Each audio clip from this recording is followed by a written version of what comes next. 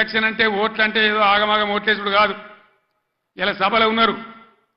నేనే ఒక 100-150 లారీలు దాటుకుంటూ వచ్చిన. అందులో ఫుల్గా మంది ఉన్నారు. చాలా దూరంలో పోలీసు వాళ్ళు ఆపుతా ఉన్నారు. పోలీసు వాళ్ళు బొమ్మలు వీకేస్తా ఉన్నారు. నేను పోలీసు మిత్రులకు మనవి చేస్తా ఉన్నా, మీ డ్యూటీ మీరు చేయండి. 10 ఏళ్ళు మేము కూడా గవర్నమెంట్ ఉన్నాం. అమాయకులను బెదిరియడం, కొట్టడం, బీఆర్ఎస్ ఫ్లెక్సీలు బికేయడం ఇదా మీ పోలీస్ డ్యూటీ? ఇలా మేము కూడా లెక్క పెడతా ఉన్నాం. నేను పోలీసు పేరెత్తంగానే ప్రజలు ఎట్లా మాట్లాడుతున్నారో మీరు చూస్తున్నారు. ప్రజల గోల చూస్తున్నారు.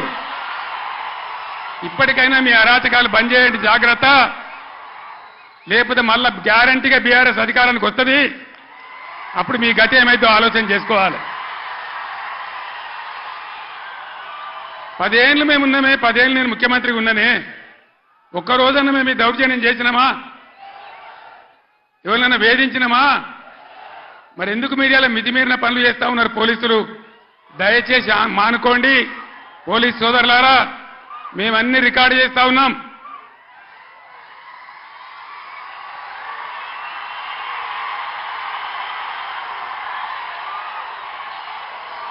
ఈ ప్రజల స్పందన చూసైనా మీరు మారాలి. డీజీపీ గారు మీరు మారాలని నేను చెప్తా ఉన్నా. లేకపోతే మీ మీదకి ప్రజలే తిరుగుబడే రోడ్ వస్తుంది, జాగ్రత్త అని నేను చెప్తా ఉన్నా. మా కార్యకర్త తెలంగాణ ఉద్యమకారుడు సల్వాజీ మాధవరావు అని కరీంనగర్ జిల్లా ధర్మారంలో, పెద్దపల్లి జిల్లాలో ఆయన సోషల్ మీడియాలో ఒక పోస్ట్ పెట్టిండని చెప్పి ఆయన మీద అక్రమ కేసులు పెట్టి ఇలా జైలు తరలించినారు. ఆయన కరీంనగర్ జైల్లో ఉన్నాడు. ఇది మీకు న్యాయమా? డీజీపీకి ఏమైనా గౌరవం ఉంటే ఆ సల్వాజీ మాధవరావు మీద ఏదైతే జరిగిందో దాని మీద స్పెషల్ కమిటీ సీనియర్ ఐపీఎస్ ఆఫీసర్తో ఎంక్వైరీ చేయాలి. ఏ సబ్ ఇన్స్పెక్టర్, ఏ సర్కిల్ ఇన్స్పెక్టర్ దౌర్జన్యానికి పాల్పడ్డాడో వాళ్ళ మీద మీరు చర్యలు తీసుకోవాలి. లేకపోతే తస్మాత్ జాగ్రత్త, మేము న్యాయస్థానం తలుపులు తడతామని మనవి చేస్తా ఉన్నా. మేము కూడా మస్తుగా చూసినాం. నేను కేంద్ర మంత్రిగా పనిచేసిన, రాష్ట్ర మంత్రిగా పనిచేసిన, ఇదే జిల్లాలో 20 ఏళ్ళు ఎమ్మెల్యేగా ఉన్నా, ముఖ్యమంత్రిగా పనిచేసిన, కానీ దౌర్జన్యాలు ఎన్నడూ మీతో మేము చేయించలే. అనవసరంగా మీరు రాజకీయాలు చేసే వాళ్ళు చేస్తారు, మీకు అవసరం లేదు. ఆయాల ఎక్కడ చూసినా వరి కోతలు ఉండే, ఇవాళ కరెంటు కోతలు, క్రాప్ హాలిడేలు. దయచేసి ప్లీజ్ 10 నిమిషాలు, నేను ఎక్కువ మాట్లాడను, 15 నిమిషాలు. నినాదాలు తర్వాత చెప్తాను తమ్ముడు.